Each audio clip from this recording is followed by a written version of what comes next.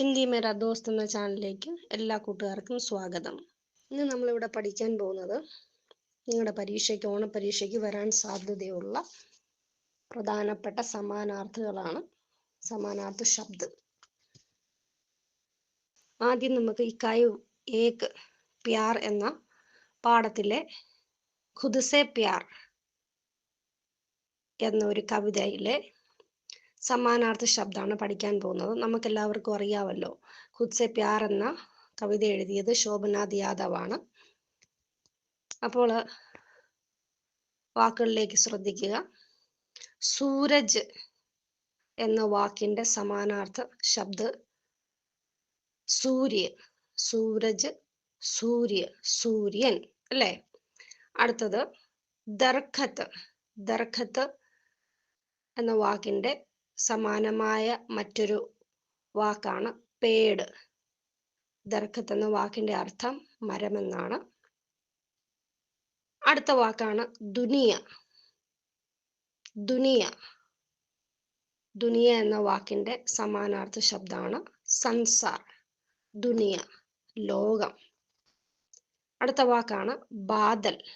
ബാദൽ എന്ന വാക്കിന്റെ സമാനാർത്ഥ ശബ്ദമാണ് മേഘ. ബാദൽ എന്ന വാക്കിന്റെ സമാനാർത്ഥ ശബ്ദമാണ് മേഘ, മേഘം. അടുത്ത വാക്കാണ് ജൽ. ജൽ എന്ന വാക്കിന്റെ സമാനാർത്ഥ ശബ്ദമാണ് പാനി. പാനി, ജലം.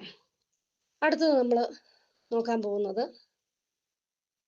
രണ്ടാമത്തെ പാഠമായ സാഫ് സഫായി മേ അവൽ ഗാം. ഇതൊരു ലേഖാണെന്ന് നിങ്ങൾക്കറിയാമല്ലോ. ഇതിന്റെ എഴുത്തുകാരനാണ് ഗാലിബ് കലീം. അപ്പോൾ ഈ പാഠത്തിലെ പ്രധാനപ്പെട്ട സമാനാർത്ഥികൾ, പരീക്ഷയ്ക്ക് വരുന്നതായ സമാന അർത്ഥ വാക്കുകൾ നമുക്ക് പഠിക്കാം. അവൽ. അവൽ എന്ന വാക്കിന്റെ സമാനാർത്ഥമാണ് പ്രഥം ശ്രേണി ക. ആദ്യത്തെ അല്ലെങ്കിൽ പ്രഥം, ആദ്യത്തെ. അടുത്ത വാക്കാണ് ഖാസിയത്ത്. ഖാസിയത്ത് എന്ന വാക്കിന്റെ സമാനാർത്ഥമാണ് വിശേഷത. മലയാളത്തിൽ വിശേഷത തന്നെ. ഖാസിയത്ത്, വിശേഷത. അടുത്ത വാക്കാണ് നിർഭർ. നിർഭർ. അതിന്റെ സമാന അർത്ഥമാണ് ആശ്രിത്. നിർഭർ എന്ന വാക്കിന്റെ സമാനാർത്ഥമാണ് ആശ്രിത് അല്ലെങ്കിൽ ആശ്രയിക്കുക എന്ന് മലയാളത്തിൽ പറയും. അടുത്ത വാക്കാണ് ഖാദ്. ഖാദ് എന്ന വാക്കിന്റെ രണ്ട് സമാനാർത്ഥങ്ങൾ നിങ്ങളുടെ പാഠത്തിൽ കൊടുത്തിട്ടുണ്ട്. ഒന്ന് ഉർവരക്. ഉർവരക് അല്ലെങ്കിൽ പാസ്. പാസ്. അപ്പോൾ ഖാദ് എന്ന വാക്കിന്റെ സമാനാർത്ഥമാണ് ഉർവരക്, പാസ് എന്ന് വെച്ചാൽ വളം എന്നാണ് അർത്ഥം. എന്താണ്? വളം.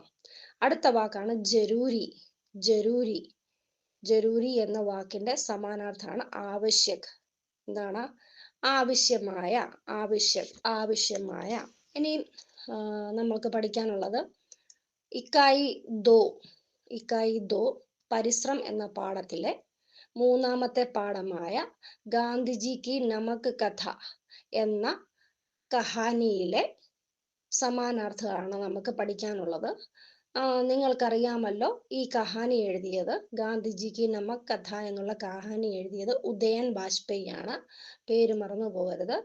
ഗാന്ധിജി കി നമക് കഥ എന്ന കഹാനി എഴുതിയത് ഉദയൻ ബാജ്പേയി ആണ്.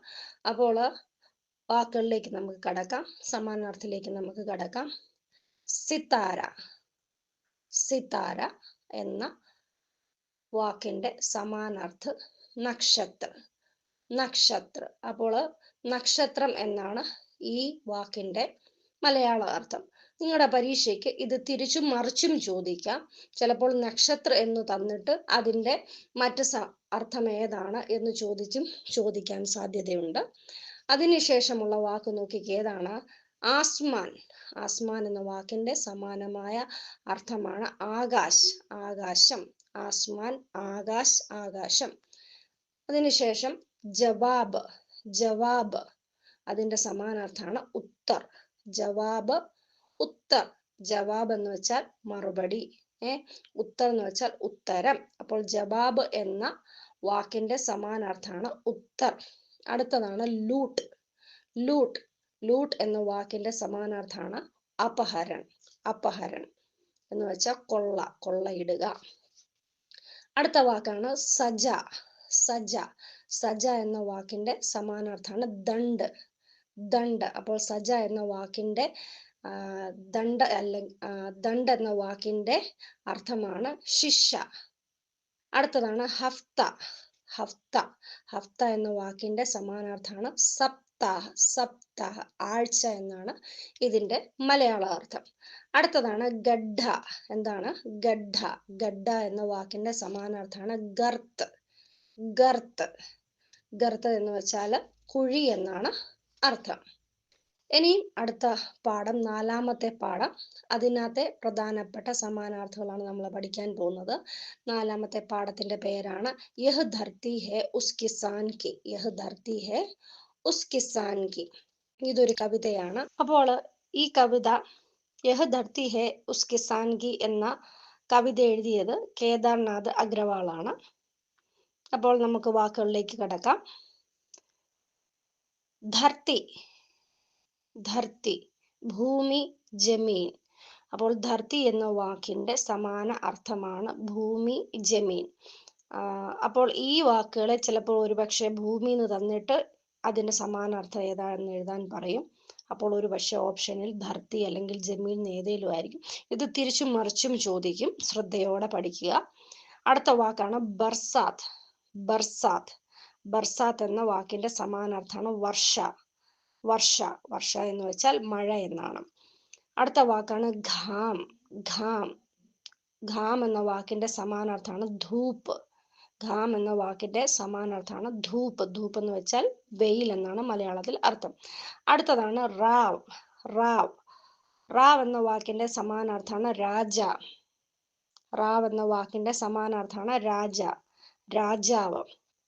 അടുത്ത വാക്കാണ് റങ്ക്. റങ്ക്. റങ്ക് എന്ന വാക്കിന്റെ സമാനാർത്ഥമാണ് ഗരീബ്. ഗരീബ് ദരിദ്രൻ അല്ലെ പാവപ്പെട്ടവൻ എന്നാണ് മലയാള അർത്ഥം. അടുത്ത വാക്കാണ് പാർഖി. പാർഖി. പാർഖി എന്ന വാക്കിന്റെ സമാനാർത്ഥമാണ് പരീക്ഷക്. പരീക്ഷക്. പരീക്ഷക്. അടുത്ത വാക്കാണ് തപ്പുക്കർ. തപ്പുക്കർ. തപ്പുക്കർ എന്ന വാക്കിന്റെ സമാനാർത്ഥമാണ് ജൽക്കർ. തപ്പുക്കർ എന്ന വാക്കിന്റെ സമാനാർത്ഥമാണ് ജൽക്കർ. ഈ വാക്കിന്റെ മലയാള അർത്ഥമാണ് പൊള്ളിക്കൊണ്ട്. പൊള്ളിക്കൊണ്ട്. അപ്പോൾ ഈ വാക്കുകളെല്ലാം നിങ്ങൾ പലതവണ കണ്ട് നന്നായിട്ട് പഠിക്കുക. ഇതിന്റെ അക്ഷരങ്ങൾക്ക് ചിഹ്നങ്ങള് മാത്രകള് എല്ലാം വളരെ ശ്രദ്ധയോടെ പഠിക്കുക. ഇത് നിങ്ങളുടെ ഓണപ്പരീക്ഷയ്ക്ക് 100% ചോദിക്കാവുന്ന ചോദ്യങ്ങളാണ്. നല്ലവണ്ണം നിങ്ങൾ എല്ലാവരും പഠിക്കുക. അപ്പോൾ ഈ വീഡിയോ നിങ്ങൾക്ക് ഇഷ്ടപ്പെട്ടെന്ന് ഞാൻ വിശ്വസിക്കുന്നു. ഈ ക്ലാസ് നിങ്ങൾക്ക് ഇഷ്ടപ്പെട്ടെങ്കിൽ ലൈക്ക് ചെയ്യുക, ഷെയർ ചെയ്യുക, കമൻറ്റ് ചെയ്യുക. പുതിയ വീഡിയോയുടെ നോട്ടിഫിക്കേഷൻ ലഭിക്കുവാനായി ബെൽ ഐക്കൺ അമർത്തുക.